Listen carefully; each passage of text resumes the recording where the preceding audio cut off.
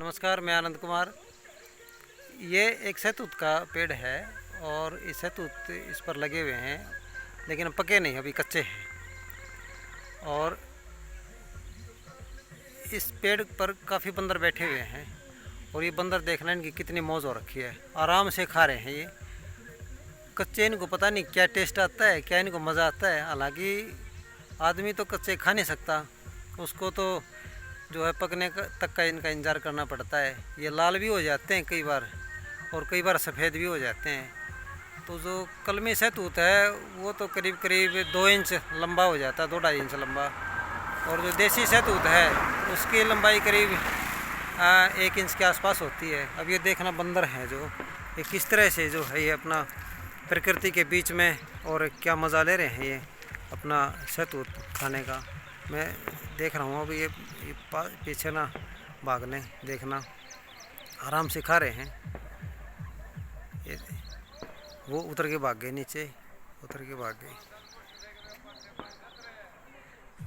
ये बैठा ऊपर। अब छोटे इनके बच्चे भी हैं और बड़े भी हैं। अब देखना थोड़ा सा नज़दीक से कोशिश करेंगे। एक ही झाड़ियों में छिपा हुआ है। ये रहा, ये गया, वो भाग गया। तो ये जो है अब देखना एक जो है ना अपना बड़े मस्ती से खा रहे हैं ये, तो इनको बड़ा एक मज़ा आता है। तो पत्ते तो ये घर नहीं खाते, ये इसके फल ही खाते हैं ये। तो प्रकृति ने हर जीव के लिए बंदोबस्त कर रखा है खाने पीने का। तो उसको जो है एक प्रकृति को तो एक नुकसान न पहुंचाए, बस इतना ही काफ़ी है। तो उसमें हर जीव खुश रहेगा और अगर प्रकृति खुश होगी तो हर जीव खुश होगा। अब ये देखना किस तरह से खा रहा है ये। अब देखना ये बैठा और बोल भी रहे हैं, देखना किस तरह से अब ये खा रहा। तो अब देखो इस पर जो है ना बहुत सारे जो फल लगे हुए हैं, मैं आपको दिखाता हूँ। ये आगे और भी आगे, ये आगे, ये आगे, ये आगे, ये आगे, ये आगे और ये आगे। अभी इस पेड़ के चारों तरफ मंडरा रहे हैं, काफ़ी बंदर हैं, ये बैठे यहाँ खूब हैं। तो अब ये जो है इंतज़ार में है कि हम कब यहाँ से जाए और कब जो है ये इनका जो है ना दोबारा इसके पास आकर के ये अपना फल तोड़ के खाएं। और अब दिखाएंगे आपको। एक ये बैठा ऊपर, ये रहा। खा ले भाई, खा ले, खा ले, कोई बात नहीं, खा ले, खा ले, खा ले, खा ले। अब ये शहतूत हैं, ये लगे हुए, ये रहे शहतूत, ये शहतूत है, ये रहे। पेड़ जो है वो भरा पड़ा है, ये देखना भरा पड़ा है।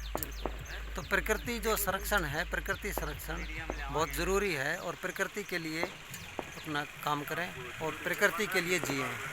तो प्रकृति के साथ जिएंगे तो एक अलग मज़ा आएगा। और प्रकृति अगर खुश होगी तो इस सृष्टि पर जीवन भी खुशहाल होगा।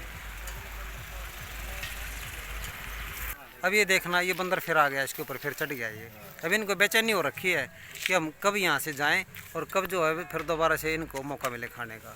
खा ले भाई, खा लो, खा लो बंदर महाराज, हम कुछ नहीं करें, खाओ खाओ खाओ।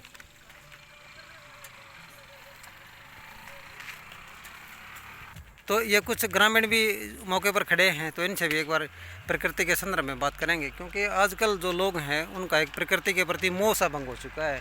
तो वो काफ़ी जो है ना पेड़ पौधों की तरफ उनका कोई ध्यान नहीं है, काट तो देते हैं लेकिन लगाते नहीं। तो हमारे देश में जो है पेड़ों की काफ़ी कमी हो गई है, जिसके कारण एक ग्लोबल वार्मिंग की समस्या भी बहुत ज़्यादा बढ़ रही है। तो ये देखना ये भाई साहब ये शहतूत तोड़ के खा रहे हैं। तो हाँ, तो एक बार जो है बात करेंगे इन सभी से। आपका क्या नाम है भाई साहब? तो जो पेड़ पौधे हैं तो इनकी तरफ तो कोई ध्यान नहीं दे रहा आजकल है, तो इनको जला भी देते हैं। तो ये मेरे ख्याल से ठीक नहीं है ना ये चीज़। देखो जी कई रीज़न है। हाँ हाँ तो जैसे मान लिया पेड़ पौधे रोपणे कब होता है। हाँ। दूसरी बात जैसे फसलों के अवशेष है उनको जलाने के दौरान जो है ना इसका काफ़ी नुकसान हो जाता है। हाँ, पेड़ पौधे खराब हो जाते हैं। तो फसल अवशेष नहीं जलाने चाहिए। हाँ, फसल अवशेष नहीं जलाने चाहिए। और एक जागरूकता लेनी चाहिए समाज में कि भाई पौधे लगाए जाएं, उससे नेचर का जो है ना संरक्षण हो उसका। तो आपका क्या नाम है भाई साहब? सोनू नरवाड़ा। हाँ सोनू जी, फिर जो है ना जिस तरह भाई साहब ने कहा कि जो गेहूं की फसल अब नज़दीक है तो लोग क्या करेंगे, इसमें उसके अवशेष है जो फांस है उनको जला देते हैं। तो उसमें न केवल जो है ना ये छोटे पौधे और बड़े भी जल जाते हैं उसमें जो है ना पेड़। तो एक तो ये, और दूसरा इसमें जो है ना जो ज़मीन में जो अंडे देते हैं जिस तरह टिटरी पक्षी है और जो भी बहुत सारे ऐसे जीव हैं वो भी नष्ट हो जाते हैं। तो ये ठीक नहीं है। बहुत से पक्षी भी मर जा हैं, जलका इन पे बैठे भी हैं, हाँ। घोंसले भी बना ले हैं। हाँ हाँ और इनका नीचे जड़ा में ठंडी की वजह से कोई जमीनी पक्षी है, जानवर है, हाँ हाँ ज़मीन में जो घर बनाते हैं अपना, अंडे हाँ। भी फूट जा, कई बार जल जा हैं। तो ऐसा नहीं करना नहीं चाहिए। करना चाहिए। अगर फसल अवशेष जलाने भी हैं तो पेड़ पौधे के चुकर देगा, पहले सफाई कर दे ताकि उसके पास अग्नि ना वैसे पहुंचे। जो है ना जलाने की जरूरत भी नहीं होती क्योंकि ज़मीन को भी नुकसान होता है उसके, वो तो उसमें देखो जो है कि जी। साइंस तो यही कहता है कि अवशेष नहीं जलाने चाहिए, हाँ लेकिन हमारे यहाँ पे समाज में तो जला देते हैं। तो ये अपना जो है अशोक भाई साहब हैं और ये रोहतास भाई साहब हैं। तो हाँ नमस्कार जी।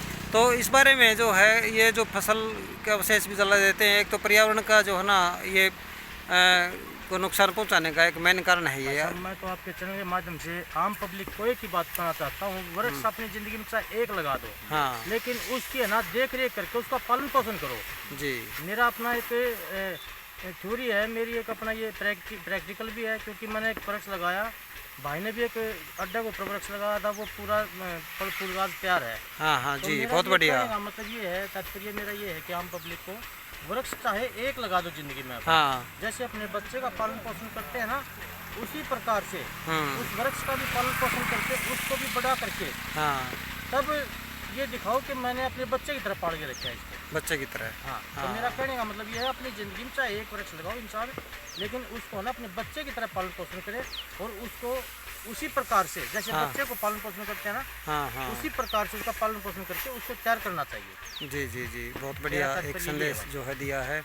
और एक आज तो पर्यावरण संरक्षण की और भी ज़्यादा ज़रूरत है क्योंकि ग्लोबल वार्मिंग की समस्या से पूरा विश्व जूझ रहा है। तो इस दिशा में हर आदमी को आगे आने की आज ज़रूरत है। नमस्कार।